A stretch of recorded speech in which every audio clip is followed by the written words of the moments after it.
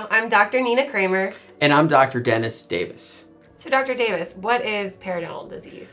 Periodontal disease has many different forms. The one that is the most prevalent is periodontitis.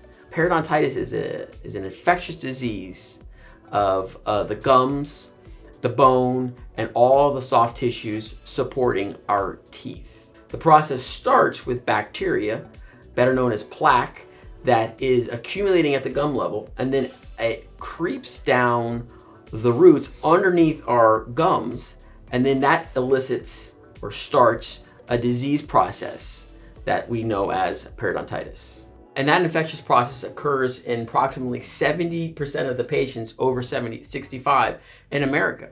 And unfortunately, there is no pain associated with this disease process. Yes, so it doesn't hurt, and you have to be pretty astute about the signs and symptoms to actually identify that there's a problem. So if dental plaque that Dr. Davis was describing is allowed to stay around your teeth, the scales between health and disease tip in the favor of disease. And the bacteria not only affect your gums, but have the potential to affect your entire body. That process has been studied for decades now, and they found many links between periodontitis and many other systemic illnesses, including diabetes and other autoimmune conditions. So this complex disease process doesn't only affect your gums, but your entire body as well.